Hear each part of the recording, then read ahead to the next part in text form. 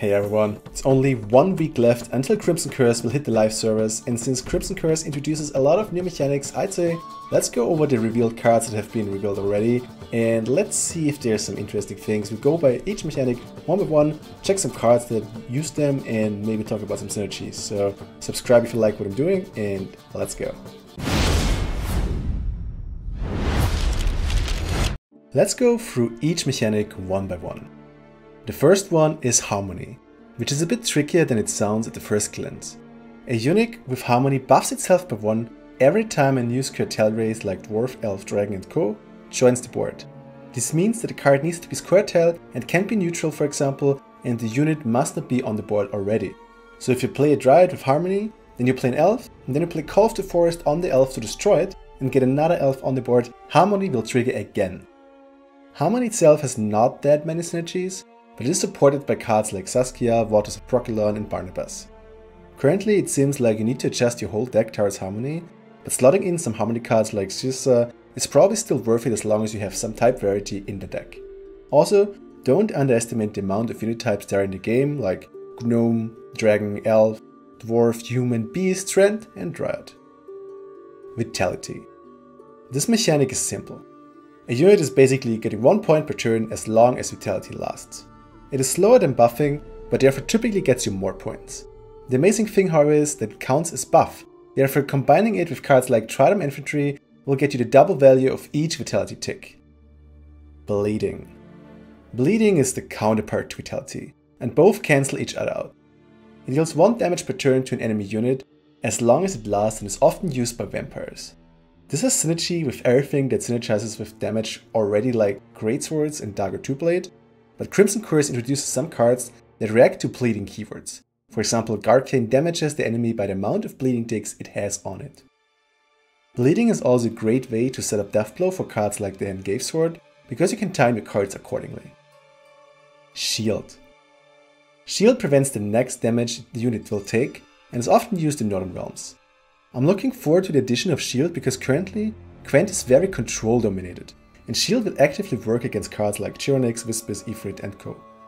It synergizes well with engines, but Crimson Curse also introduces some cards that interact with the keyword like Windhelm of Atre, which gets boosted by 2 every turn as long as he has a shield. This together with Sintrian Artificer, Kin Ragnar and similar cards can be quite interesting. Purify. If you purify a unit, then you remove every status of the unit like Bleeding, Vitality, Shield, even Doomed and Immunity. However, since Immunity makes the unit not targetable, you need to purify the whole row to remove the status. Locks, however, are not removed by Purify, so be aware of that. The more Purify is played, the less impactful will Bleeding and Vitality in the expansion become. Formation. Another keyword that can be seen in Northern Realm decks. Formation triggers different effects depending if you played on the melee row or in the ranged row.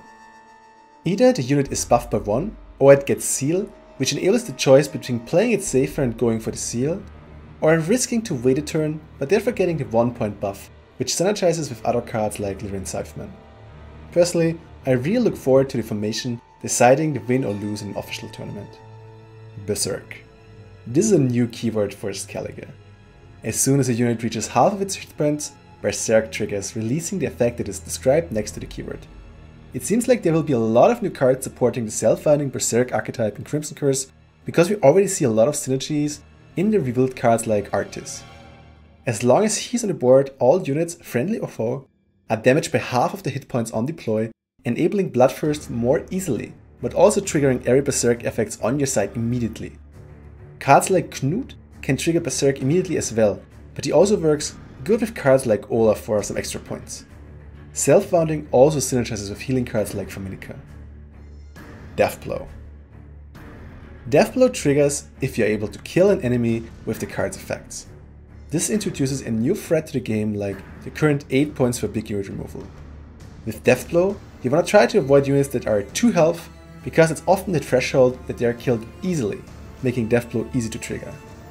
Deathblow synergizes amazingly with Bleeding because you can time your cards. One of the cards I was able to reveal was actually a Deathblow card, the Engage Sword. If you want to hear me rambling about this one, you can click the video in the end screen. Bonded. This one triggers an additional effect when the same unit is already on the board, which may become very interesting for the Northern Realms. At this moment, I've seen only one card with Bonded, and it's the Sintran Enchantress, but let's see what other cards still will be revealed. Blood Moon. Blood Moon is a new raw effect that boosts a random allied vampire by 2 on turn start.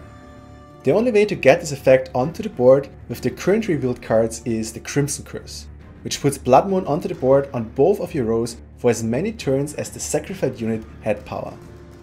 This is a card with big potential, since you can get 4 points per turn with it for already 4 turns if you just destroy a 4-point unit. There are 3 setbacks though. Firstly, you lose tempo by playing it, since you need to sacrifice a unit, which may force this card in round 3 scenarios. Second, the tick is on your turn start, so the enemy is able to destroy or move your vampires so you won't get the full value. And third, you need at least 2 vampires, better more, on the board already for this to find value, so the timing of this card will be tricky. Assimilate. Assimilate is a Nilfgaard keyword, which allows units to boost 1 time every time a card is played that didn't start in their decks. This encourages playstyles like the Rogue in Hearthstone, and will promote randomness through cards like Bribery, Isabel, Cantarella, and so on. It also encourages the use of spies through cards like Duchess Informant, which then again has more synergy with cards like Turn Michelmar. This could give Nilfgaard the edge it needs to get more identity again, so I'm thrilled for more card releases here. Which are the cards you look most forward to? For me personally, I think at the moment it's probably Nilfgaard and Assimilate, because it promotes like this new Nilfgaard playstyle. But like Shield probably has a lot of potential as well, especially with the whole buffing thing. So I think there could be a deck there which really relies, for example, on Wilhelm as like an engine to stay on the board, and if you don't have high unit removal, that could be very, very interesting as well. Personally, also like what I'm a big fan is the Dryad and Tarmint deck, so I'm really looking forward to this like square tile gameplay where you play a lot of Verity, you finish with Barnabas, you play Saska early. So those are probably like the main decks, and yeah, maybe actually Swallowblood as well. So like the whole self-founding archetype of Skellige, that's I think is my like fourth archetype I'm looking forward to. So overall I would say like Crimson Curse like introduces a lot of interesting stuff, and I'm actually really looking forward to this, so let's see. Thanks everyone for watching the video. Subscribe if you want to see more Gwent content, especially my in-depth Gwent guides going live on weekends.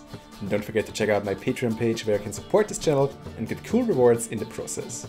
My Twitch times are Monday to Thursday starting at 2 CET. See you on stream.